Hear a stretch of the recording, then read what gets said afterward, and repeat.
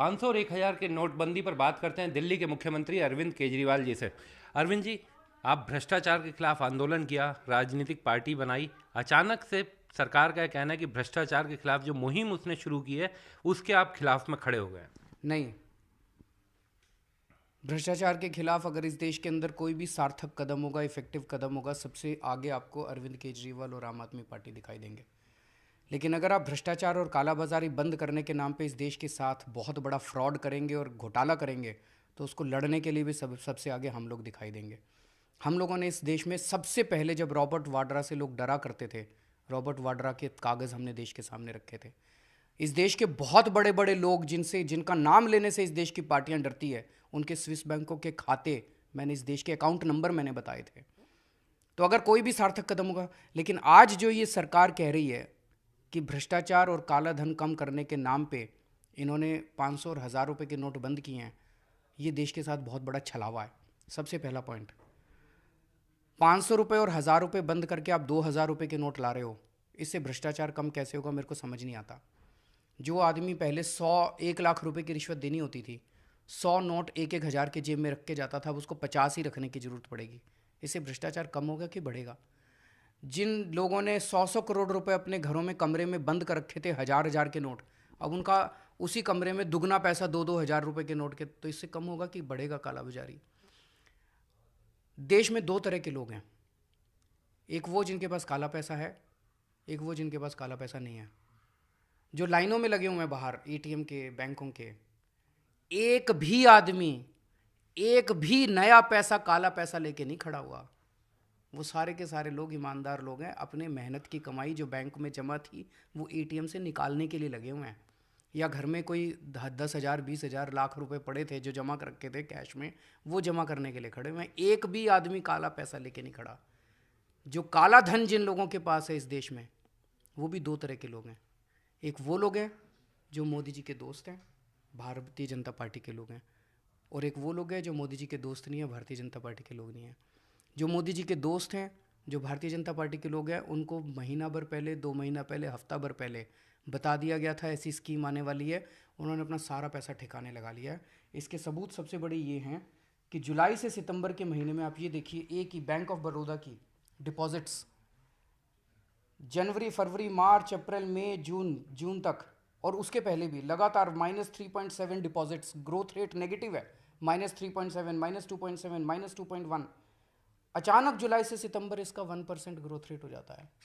इसी तरह से यूनियन बैंक में -1.2%, अचानक 6.7% ग्रोथ रेट हो जाता है। सारे बैंकों का जुलाई से सितंबर के महीने में खूब डिपॉजिट्स हुए हैं।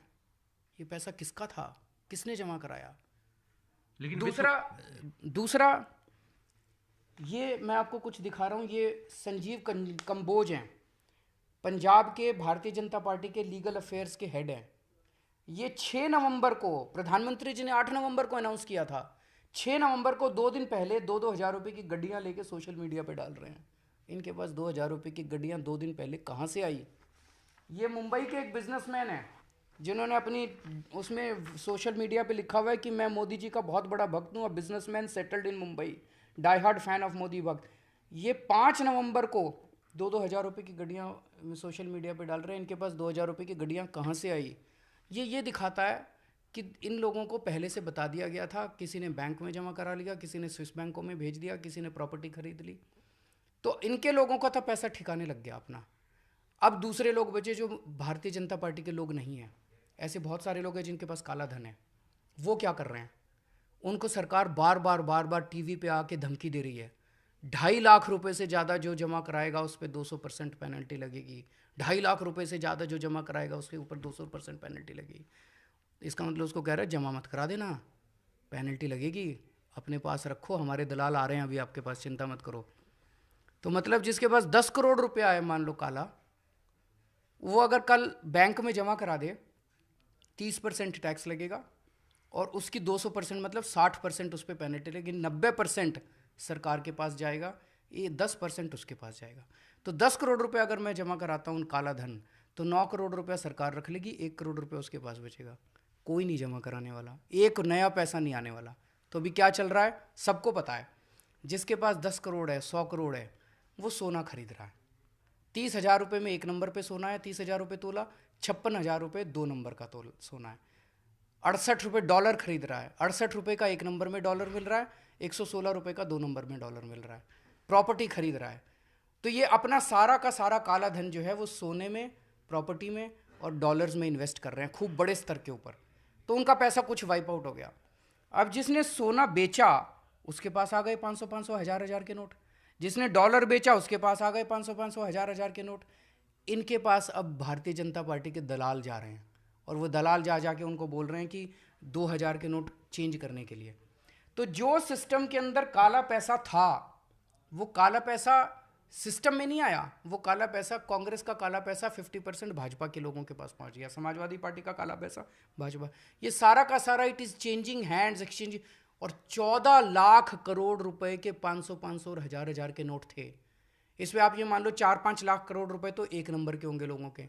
अगर 9-10 लाख करोड़ रुपए इस सिस्टम के अंदर काला धन था तो इसमें से कम 50% भाजपा के सिस्टम के अंदर चला गया। लेकिन अरविंद जी, इस मामले में जो आपने कहा बैंकों में अचानक से डिपॉजिट बढ़ा, उसमें सरकार की दलील है, वित्त मंत्री का कहना है कि 7th पे कमीशन का पैसा लोगों के पास आया था जो जमा हुआ बैंकों में। मैंने उसकी सारी कैलकुलेशन की है। 7th पे कमीशन का पैसा इतना ज़्यादा नहीं है कि इतना स्पाइक हो सकता है। जैसे एक एक बैंक में डिपॉजिट्स के नाम पे 13 लाख करोड़, 14 लाख करोड़, 1% मतलब हजारों करोड़ होता है।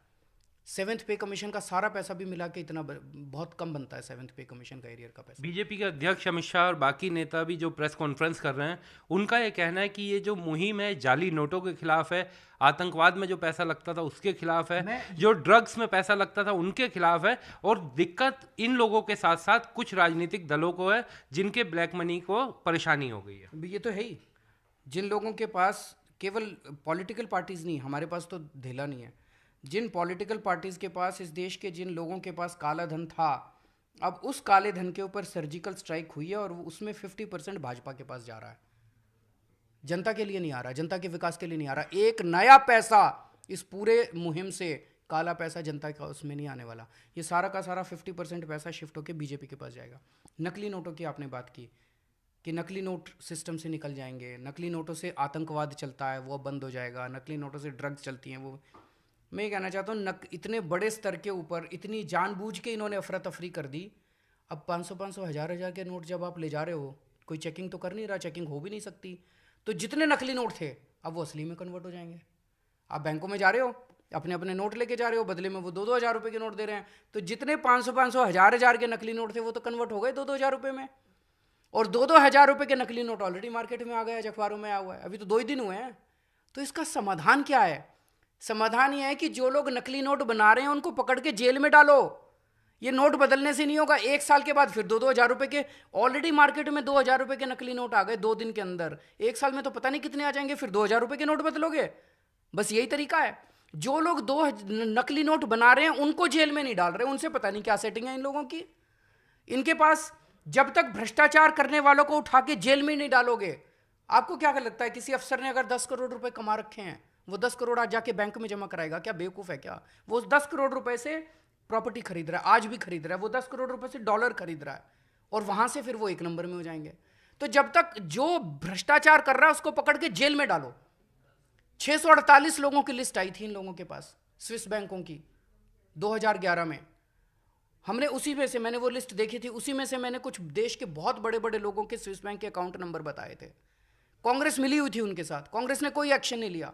अब मोदी जी उसके ऊपर एक्शन नहीं ले रहे। क्यों नहीं ले रहे? उसके अंदर इस देश के सारे बड़े लोगों के नाम हैं जो मोदी जी के दोस्त हैं। उन 648 में से 100 लोगों को शाम तक पकड़ के जेल में डालो, काला धन बंद हो जाएगा। लेकिन ये जनता को जो तुमने तंग कर रखा है, कौन लोग खड़े हैं बैंकों के सामने? बैंकों के सामने काला धन लेके एक भी आदमी नहीं खड़ा। बैंकों के सामने खड़े हैं जिसका बैंक में अकाउंट है, एटीएम से अपना पैसा निकलवाने खड़ा है। उसको कहते हैं तू अपना पैसा नहीं निकलवा सकता। क्यों नहीं निकला? 1,000 रुपये मिलेंगे। अरे 1,000 रुपये में कैसे घर चलेगा? दूध कहाँ से आएगा? सब्जी कहाँ से आएगी? कौन खड़े हैं? किसी ने, बेचारी औरत ने 500-500, 1000-1000 रुपये पति से छुपा के रख लिए कि कभी बच्चा बीमार होएगा उसके काम आ जाएंगे। अब वो लोग खड़े हैं बैंक में जमा कराने के लिए।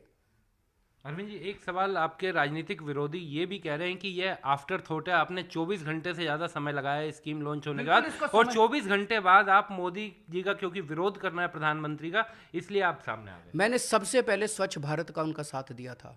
सर्जिकल स्ट्राइक्स के ऊपर मैंने उनको सलाम किया था। आप लोगों ने गलत, अभी भी मेरा वीडियो देख लीजिए। अच्छा काम करोगे हम साथ देंगे। 24 घंटे में चुप इसलिए रहा था, मैं समझना चाह रहा था। अगर मेरे को विरोध करना होता मैं तुरंत घंटे भर के अंदर विरोध कर देता। और अब 3-4 दिन के अंदर जिस तरह से इसको रोल आउट किया जा रहा है, ये धीरे धीरे साफ होता जा रहा है। मैं जो भी बोल रहा हूँ सबूतों के, कागजों के साथ बोल रहा हूँ। मैंने बैंकों की फिगर्स निकलवाई हैं, मैंने ये सारा रिसर्च की है, उसके बेसिस पे बोल रहा हूँ, मैं ऐसे ही थोड़ी बोल रहा हूँ। अरविंद जी, एक आखिरी सवाल, व्यापारियों में बहुत अफरा तफरी है। कुछ लोगों का कहना है कि वैट के जो इंस्पेक्टर हैं वो सक्रिय हो गए और छापेमारी दिल्ली में दुकानों पे चल रही है। एक भी वैट की छापेमारी नहीं चल रही है। मैं व्यापारियों को बताना चाहता हूँ, ये गलत फहमी है। मेरे पास 3 दिन पहले फ़ोन आए, मैंने वैट कमिश्नर को बुला के पूछा, उसने कहा जी पिछले 10 दिन से 15 दिन से एक भी वैट की रेड नहीं हुई है, कोई इंस्पेक्टर बाहर नहीं गया। और मैंने उनको बोला है कि इस वक्त जब व्यापारी इतनी परेशानी में, अगले महीने कोई रेड नहीं होगी। ये जितने लोग आ रहे हैं ये इनकम टैक्स डिपार्टमेंट के लोग हैं, वैट का एक भी आदमी नहीं है। अगर कोई आपको आके कहे वैट का इंस्पेक्टर हूं मैं, उसका आईडी कार्ड मांगना, पुलिस को बुला लेना, पुलिस का सुपुर्द कर देना उसको, पुलिस को दे देना उसको। बहुत बहुत